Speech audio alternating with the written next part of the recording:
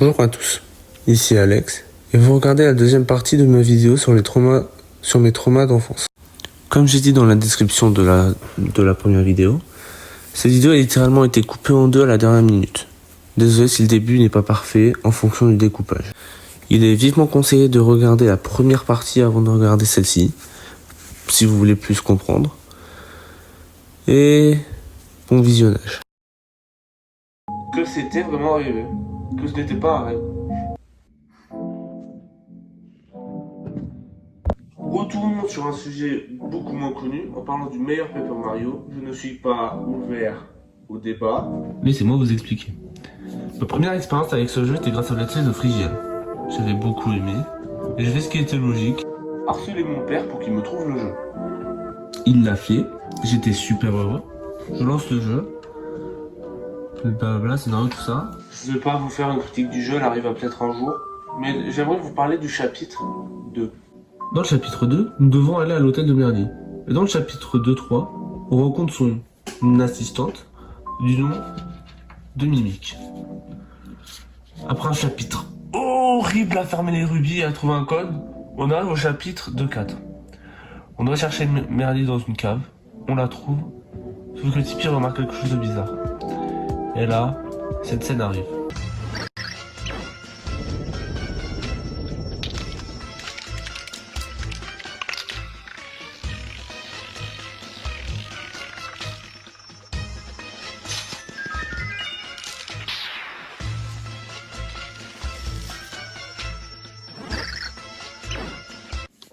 Voilà, vous avez un de mes plus gros traumas liés aux jeux vidéo. Est-ce que j'ai vraiment besoin d'expliquer ses yeux, son cou qui sort, ses pattes qui sortent de son cou, le bruit de ses pattes.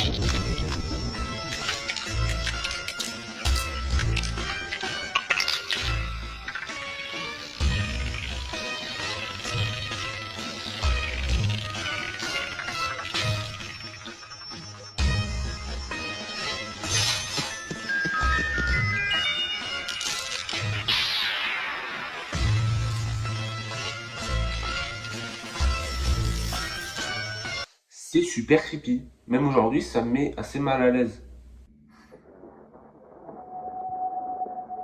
Slenderman est parti tellement loin. Je pense que c'est une des créatures les plus connues, si ce n'est la plus connue, qui a commencé sur internet et qui a été déclinée en des films, des séries, etc. Tout le monde connaît Slenderman. Je pense que personne ne peut dire le contraire. La créature est devenue, mais genre, tellement connue que tout le monde sait ce que c'est. J'ai même pas besoin de vous la décrire. C'est ouf que la créature soit allée aussi loin parce qu'elle a été créée avec 2 montages photos sur un concours sur 4chan, sur le forum Surfing of Food de 4chan, et que ce soit parti de 2 montages photos, mais genre c'est ouf. Moi, ce qui m'a terrorisé, ce sont les histoires qu'on se racontait dans la cour de récré. Slenderman enlève des enfants pour les tuer, car il est des enfants, il est pas loin de l'école, etc. Ce qui m'a terrorisé, c'est ça. Les histoires pas folles, les rumeurs très nulles, et très fausses aussi, mais qui étaient très efficaces pour des gens facilement impressionnables, comme moi. J'avais peur de le croiser à un virage quand je rentrais de l'école. À chaque fois que j'entendais un gosse crier parce qu'il jouait, enfin j'espère, Je pensais directement à Slenderman. Et j'ai cru pendant très longtemps que Slenderman existait réellement. Et que dans ma tête, toutes les inspirations d'enfants avaient un lien avec Slenderman. oui, j'étais extrêmement con à l'époque. La Belle et la Bête 2 est un film de merde. Littéralement rien qui va avec ce film. L'animation est à chier, alors que le premier et encore un des plus beaux Disney. L'histoire ne sert à rien, car c'est un mythe quoi, du coup on peut rien raconter avec les personnages, on les met dans des situations dangereuses et mortelles, alors qu'il peut littéralement rien se passer. Le pire c'est que c'est complètement con là, pourquoi dans cette scène la bête c'est un connard, alors que dans le 1 il apprend justement à être une meilleure personne. Bref, je vais pas faire une critique de cette bouse parce que j'en ai pas la force mentale, les enfants. Tout ce film a été un gros trauma. Pourquoi? C'est simple.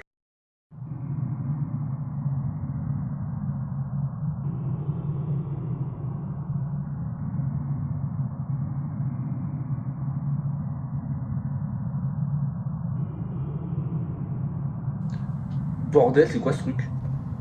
Sans déconner, c'est quoi cette horreur? Comment on est passé de ça à ça? Comment ne pas le trouver horrible ça? Mais regardez-moi ses yeux, regardez-moi sa tête. Écoutez sa voix avec des trucs châteaux et qui se marre, mais sans déconner, c'est un cauchemar ce truc. Je vais comprendre que ce truc m'a terrorisé. Je me suis auto-interdit de revoir le film. Oui, je sais pas si c'est moi ou juste que tout le monde trouve horrible mais personne ne veut en parler, parce que je sais pas, mémoire sélective, tout ça.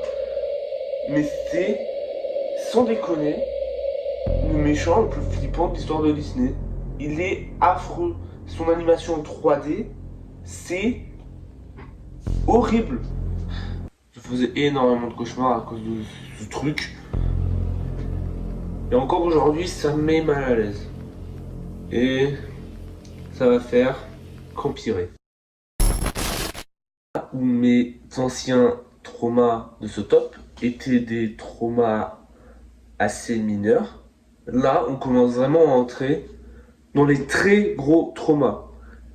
Là je rigole plus, il y a des trucs qui m'ont encore impacté, que j'ai encore dans la tête, en particulier les deux derniers sujets. J'en ai encore des souvenirs, je m'en suis pas vraiment remis, voire pas du tout. Et j'espère ne pas réveiller en vous des anciens traumas ou vous en créer des nouveaux. Bref, si vous êtes prêts, entrons tous ensemble dans le top 5. Five Nights at Freddy's, c'est incroyable. Vers 2014 ou quoi, vraiment les tout débuts. Tout le monde faisait des vidéos sur ce jeu. Et la licence a eu des milliers de fans. Et c'est mérité, surtout pour son histoire et ses jeux légendaires. Enfin, même si je trouve que ça part un peu en couille après le 6. Sans déconner, c'est quoi ça? C'est la sœur de Luna? Mais bref, malgré que je trouve que la saga est clairement sur le déclin, il faut pas oublier que son mystère m'ont rendu extrêmement fan. Le mystère m'a rendu fan de cette licence. Tous les petits secrets, tous les petits détails à partir du 2, les mini-jeux, qui expliquent petit à petit l'histoire, le design des animatroniques, l'attente du film, toutes ces choses m'ont rendu fan de Five Nights at Freddy's. Comme beaucoup, quand t'es fan d'un jeu, et bah tu veux y jouer à ce fameux jeu. Malheureusement, ayant perdu mon ancien ordi, je n'avais donc plus d'espoir d'y jouer. Mais remercions le catalogue Nintendo eShop de la Switch, qui nous permet de jouer à FNAF. J'étais en 6ème, je ne pouvais pas me l'acheter, j'ai donc dû attendre mon anniversaire pour avoir une carte cadeau. J'achète le jeu et... Le cauchemar commence. Je commence. Première nuit. J'avais mis aucun titre. La première nuit est censée être tranquille, non? Dès que le Fun Guy finit de parler, donc vers les minuit 1h, Bonnie est parti. Normal, dans le 1, c'est plus agressif. Je le cherche donc. Je me dis qu'il ne doit pas être bien loin. Pendant que je cherche, je remarque que Chica aussi est parti. Je réussis à trouver Bonnie, qui est dans le placard. Chica est dans la salle à manger. 2h du matin. Bonnie est à ma porte. Je la ferme en commençant légèrement stressé. Chica est dans le couloir. Freddy ne bouge pas et Foxy ouvre son rideau. 3h, je vois Chica à ma porte. Les deux sont désormais fermés. Je suis à 40%. Je vois Foxy courir dans le couloir. Heureusement, la porte est fermée. Et il s'apprend. Freddy ne bouge pas. Bonnie et Chica sont toujours à ma porte. Je les vois, je les entends. Je mets ma cam. La batterie baisse. Je suis à 25%. Je me demande si j'ouvre la porte. Je mets ma cam et... Oui, première nuit de ma vie sur FNAF, je me suis tapé Golden Freddy. Ça a été pour moi un trauma important. Une des premières fois où j'ai autant stressé et paniqué. Peut-être ça qui a renforcé mon anxiété d'ailleurs. Mais je pense que je n'étais pas prêt à jouer à ça. J'avais 11 ans. Et cette nuit sur FNAF m'a terrorisé. Et d'ailleurs, je n'y ai plus joué jusqu'à cette vidéo là. Et encore aujourd'hui, quand j'y rejoue, je mets toujours les cheats. Voilà, alors celui-là. Cupcake est une vidéo créée par Mr Davy il y a 12 ans. Vous le connaissez sûrement, il a fait aussi Smile. Alors avant de vous la décrire, je vais juste vous raconter mon histoire. Comme beaucoup d'enfants de ma génération, je suis un énorme fan de My Little Pony. Et encore aujourd'hui, je trouve la série trop bien. À l'âge de 8 ans, je commençais à chercher des épisodes que j'avais pas en DVD de My Little Pony sur YouTube. Et là, je vois cette miniature. La miniature est cool, la vidéo a l'air cool. Je clique, la vidéo commence bien. La musique est entraînante, je m'ambiance dessus. L'animation est très fidèle à la série. Tellement fidèle que beaucoup d'enfants et moi-même ne faisons pas la différence avec un vrai épisode et celui-là. Du coup, beaucoup, dont moi, nous pensions que c'était un vrai épisode. Heureusement que non. Bref, tout va bien quand tout d'un coup, Pinkie Pie assomme Rainbow Dash. On voit ensuite Rainbow Dash, les yeux rouges sang. Voilà, donc moi qui ai la phobie des yeux, c'est super. On voit ensuite des têtes de personnages connus de la série. Sont-ils morts? Et là, Pinkie Pie sort une tronçonneuse pour scier les ailes de Rainbow Dash. Le sang gicle, Rainbow Dash pleure de douleur, tandis que Pinkie Pie continue avec un sourire glaçant. Je continue la vidéo, tétanisé, et j'aurais clairement dû la couper avant. Pinkie Pie met à la table où Rainbow était enchaîné, plat, et s'en voir une scie circulaire. Pinkie Pie la regarde, Rainbow est tétanisé. Pinkie Pie appuie sur le bouton. Rainbow se fait scier le ventre. Pinkie l'ouvre et prend ses organes. Je hurle et me mets à pleurer. Je quitte YouTube dans la panique en pleurs. Je n'ai plus osé chercher de vidéo My Little Pony sur YouTube. Est-ce que vous comprenez le problème? Avec cette vidéo, des tonnes de gosses ont vu une vidéo ultra gore et traumatisante. Et là, vous allez me dire, Oui, mais il y a un avertissement au début. c'est vrai, mais déjà, 1, c'est en anglais. De 2, ça dure littéralement une seconde, montre en main. Et à cause de ça, ça m'a trauma. Je faisais énormément de cauchemars, mais genre très très souvent. Le problème, Et tout ça parce que le problème, c'est que la vidéo était trop facile d'accès et... Non. Non. Ça sert à rien. Vous commencez à comprendre. vous commencez à comprendre. Ça, c'est le sujet le plus long du top. Car c'est vraiment quelque chose de très très lourd. Comme vous le savez, Doki Doki est un visual novel très différent des autres. Le but du jeu est de rejoindre le club de littérature et de draguer une des 3 prétendantes. Yuri, Natsuki et Sayuri.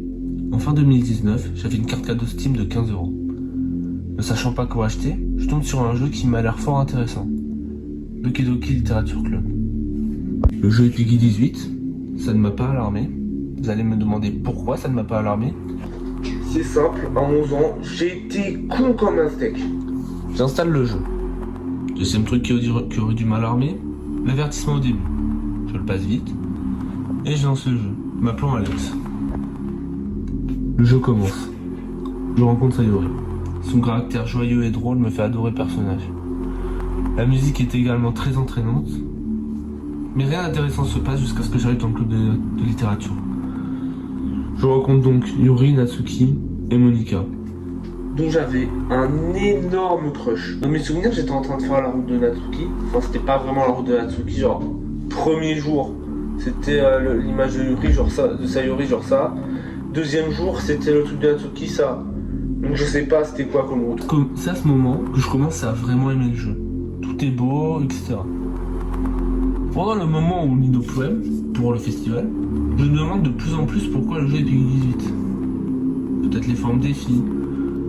Ou alors à la fin il y a un truc qui se passe avec une des filles, sexuellement parlant. Les choses que je me demandais à l'époque. Mes demandes se sont calmées dès que Sayori a commencé à déprimer. À l'époque, je ne connaissais rien à la dépression. Je connaissais pas les symptômes, ni les risques d'avoir une dépression. Je ne connaissais rien. Sayori quittait la salle, j'étais dégoûté car elle me faisait rire. Après avoir choisi de travailler avec Natsuki, Alex, forme perso, décide d'aller voir Sayori, qui nous explique dans une scène super triste sa dépression. Je ne comprenais pas grand chose, mais ça avait vraiment l'air tragique. Après avoir passé la journée avec Natsuki, Sayori vient. Elle nous explique ses sentiments pour nous. Pas le joueur mais le perso quoi. Et quand elle nous demande si on l'aime, Et ma réponse a impacté le let's play. J'ai répondu oui. Elle nous fait un câlin dans une scène qui est, sans déconner, genre vraiment des frissons, qui est vraiment magnifique.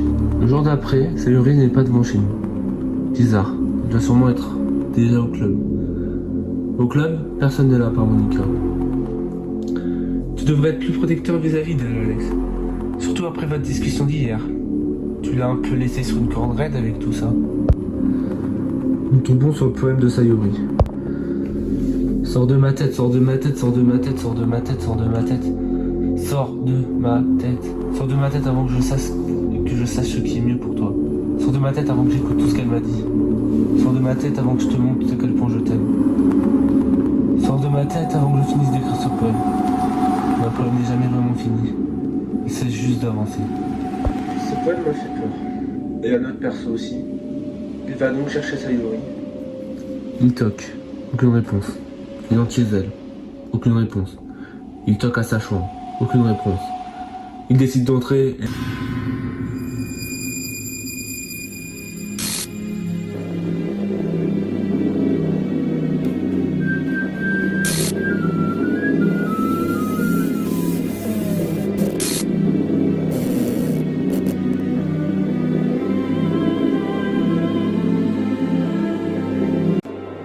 Comment ne pas être terrorisé devant ça?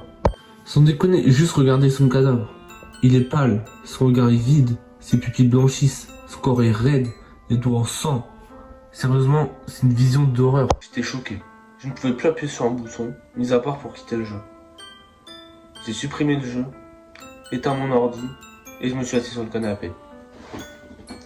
Aucun pleur, aucun cri, juste le vide. Je sais pas si j'étais terrorisé, dégoûté ou les deux, parce que je venais de voir.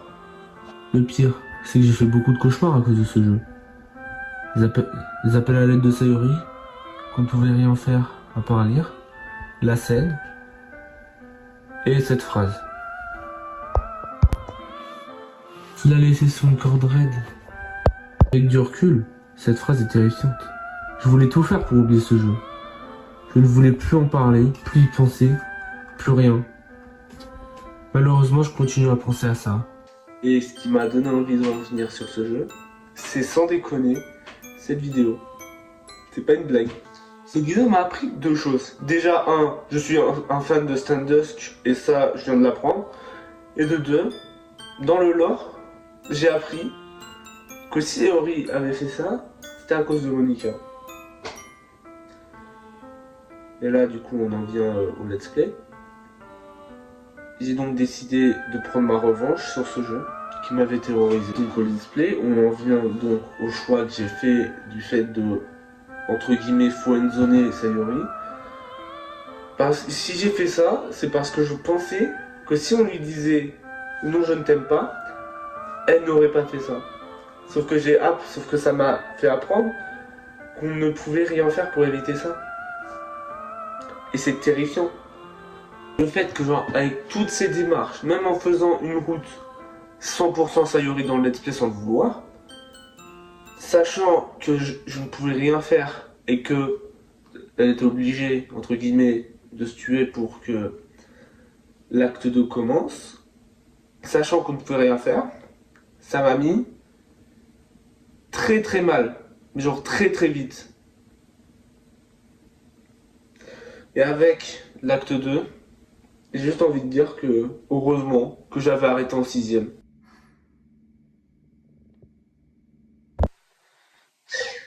J'ai toujours adoré les Simpsons. Je suis né avec, dès tout petit, je regardais les Simpsons avec ma mère. Évidemment, je comprenais rien, mais j'adorais la série. J'adore toujours la série. Sauf les nouvelles saisons, bien sûr. Mais cette série, c'est mon enfance. Littéralement. Et cette passion m'a donné envie de m'intéresser aux théories sur les Simpsons. Regardez une vidéo de la chaîne Name's Theory. Un truc comme ça. 5 théories sur les Simpsons. Et ce qui m'intéresse, c'est la théorie 3. D'Ed Bart. L'histoire de cet épisode commence dont la façon dont la Fox compte les épisodes. Ce n'est pas linéaire et passe d'un chiffre à l'autre sans explication. Enfin si, il y a une explication. Et il manquerait un épisode du nom de 7G06, un épisode de la saison 1, que Matt Groening aurait fait entièrement de A à Z, et une période où il était très réservé et triste. Si on lui pose des questions sur cet épisode, il deviendrait étrangement silencieux. Mais un jour, un homme lui a demandé. Il est resté silencieux, mais cette fois il a écrit sur un bout de papier un lien qui amènerait à un site. Ce site permettrait de voir l'épisode. La personne qui vit l'épisode décide de le mettre en ligne sur YouTube. Moi, et enveloppé de mystère, je voulais voir cet épisode. Idée de merde. J'étais seul chez moi, je regardais l'épisode sur ma télé, donc vraiment au grand écran. Mais malgré ça, je me suis dit, je lance. Et j'ai regretté. Je passe le début de l'épisode, le générique, tout ça, pour arriver au moment intéressant. Le moment dans l'avion. Bart joue à la Game Boy, affalé sur son siège, et d'un coup, le hublot se brise. Bart est éjecté, on va tomber en hurlant de l'avion, et quand il tombe, cette image est, bon là je floute, très gore, très réaliste, très flippante. Vu que j'étais seul chez moi, directement mon cerveau a eu peur que je sais pas, l'esprit de Bart vienne me tuer, oh là là. Mais ça m'a extrêmement trauma. Tellement que je faisais limite toutes les nuits des cauchemars à cause de ça. Et ça m'a provoqué, comme réflexe traumatique, la peur de l'avion. Et ça allait pas être fini. Parce que la même année, un autre trauma est venu. Qui n'a rien à voir avec les Simpsons. Mais ce trauma est le numéro 1. Bon, j'espère que vous êtes prêts. Moi non. On va enfin parler de... Bon là littéralement il n'y a pas de script. Il y a littéralement écrit sur mon doc, je pense pas le faire. Donc je vais vous le raconter sans mettre d'extrait au coin. Je vais vous raconter avec ma mémoire. J'ai pas envie. je regardais une vidéo de Capitaine Kirk, où il jouait à un mode Minecraft où c'était Use Your Daddy.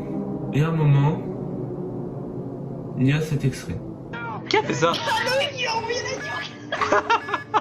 Il a tué la bombe nucléaire. Putain mais c'est un bon papa lui, hein. Franchement, il fait bien son boulot. Hein. Bah ouais. Mec, on est énorme, t'es mort, pourquoi t'es énorme comme ça? What the fuck?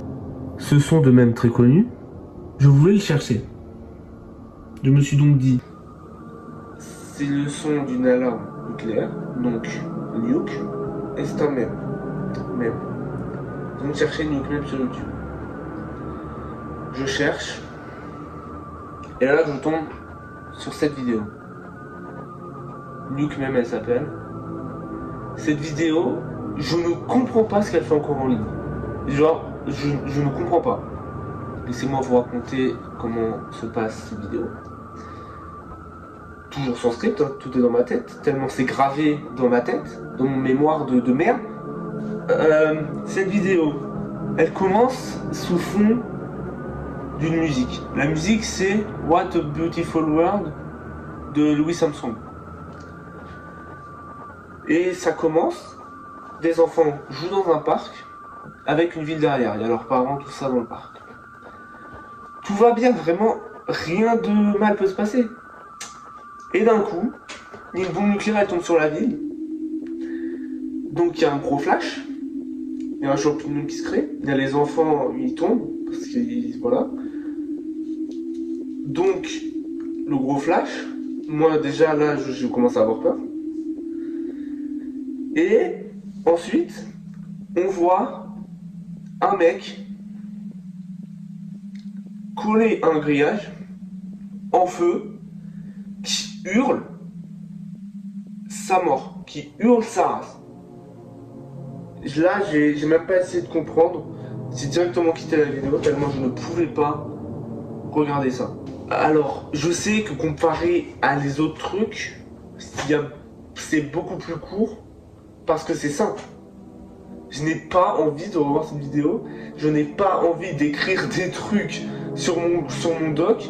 Je n'ai pas envie de chercher, même pour la curiosité morbide, mais même pour vous, hein, ne faites pas ça. Ne regardez pas cette vidéo. Je sais pas pourquoi elle a été faite. Je sais pas s'il y a un message derrière. Si je sais pas, c'est une critique ou une satire de mes couilles. Mais genre, cette vidéo m'a détruite mentalement. Je ne sais pas comment l'expliquer.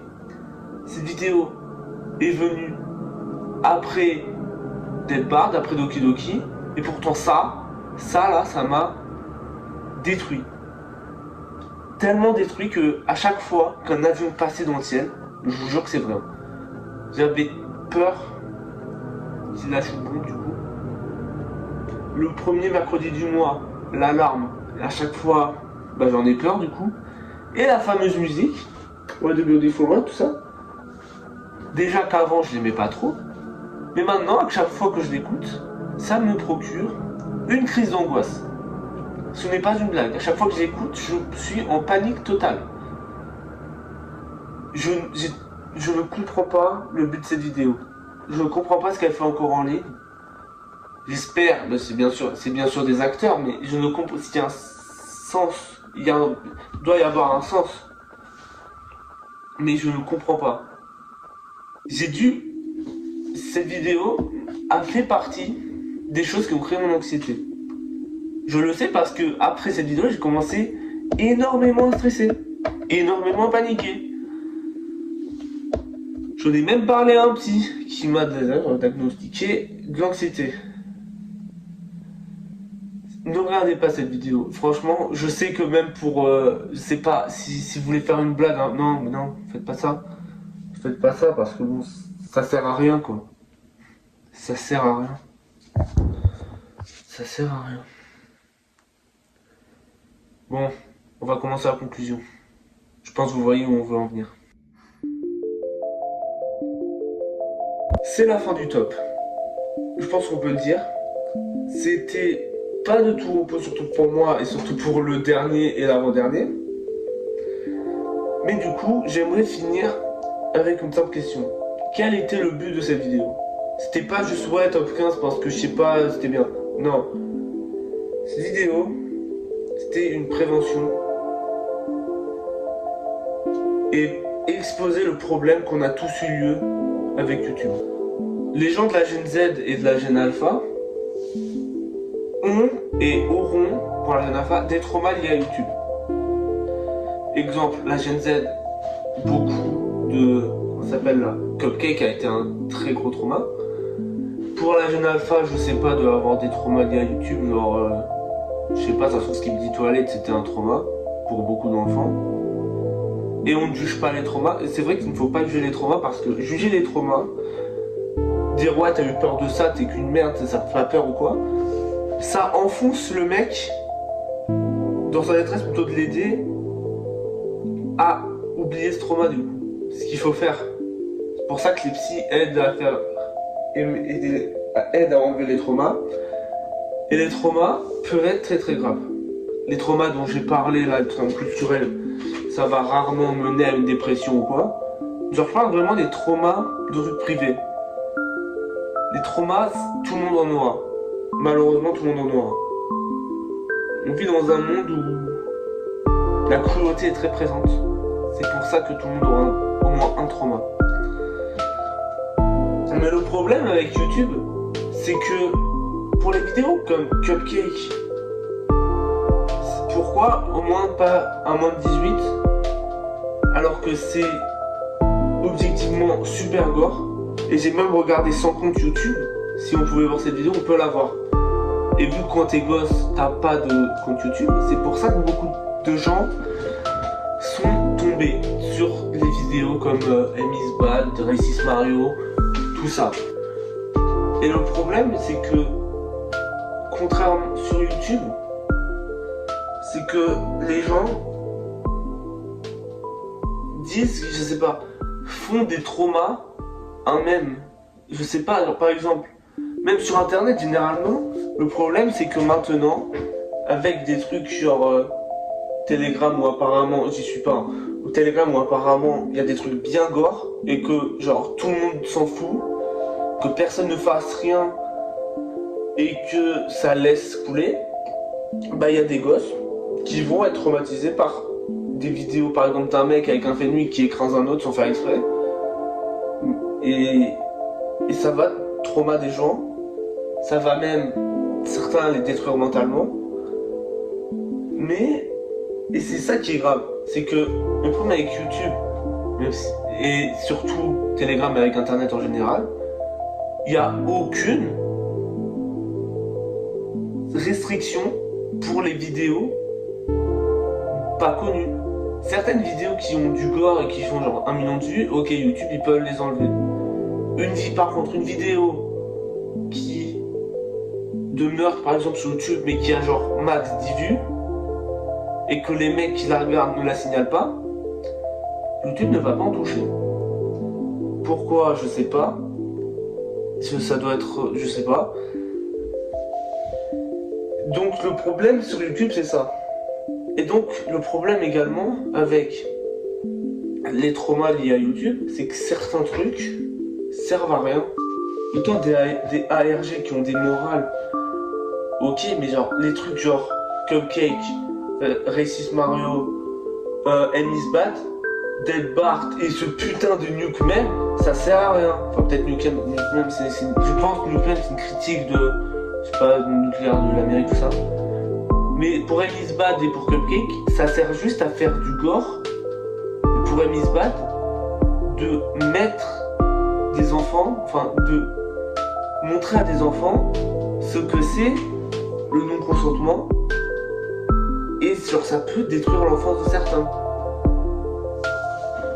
Le problème aussi, c'est qu'avec beaucoup de dessins animés, comme Goldorak, on nous dit il n'y a pas de limite d'âge pour les dessins animés aussi. Goldorak avait pas de dessin animé. La mort de Gigi par exemple, ça c'est très. Ça vient vraiment d'un coup et ça te dit rien. Il n'y a pas de morale sur sa mort, à part les fabricants de jouets de trucs là. Alors que par exemple, la mort de Mufasa dans le rôle, ça sert à un truc. Ça sert à l'histoire. Alors que tuer Gigi dans l'épisode 46, je pense que ça servait à rien, c'était vraiment pas nécessaire, tu vois. Et les gros problèmes, c'est que les gosses de la Gen Z et d'aujourd'hui, parce que la Gen Z ils font... les anciens de la Gen Z font ouais les alphas ils ont tout maintenant, ok. Toi avant tu lisais des creepypasta, tu regardais YouTube, tu regardais je sais pas du Cupcake ou Elfie Fantastique sur YouTube ou du même un Backroom Soup, il y en a et ça se trouve ils sont allés sur Dark Web sans le vouloir, mais bref. C'est que c'est pas assez régulé Internet pour les enfants. Donc est-ce que Internet c'est dangereux? Quand t'es gosse et que tu fais pas attention, ça peut vite le devenir. C'est ça le problème. Le problème, c'est ça. Autant quand ça fait des histoires et que c'est prévenu. Exemple Doki Doki, c'est Piggy 18. Ça explique quelque chose. Et si beaucoup ont été traumas, c'est juste parce qu'on est con et qu'on n'a pas lu le gros. Attention, ce jeu n'est pas fait pour les personnes sensibles. Cette vidéo c'était juste un moyen pour moi de parler de mes traumas. Ça m'a fait du bien, franchement je vous conseille de le faire.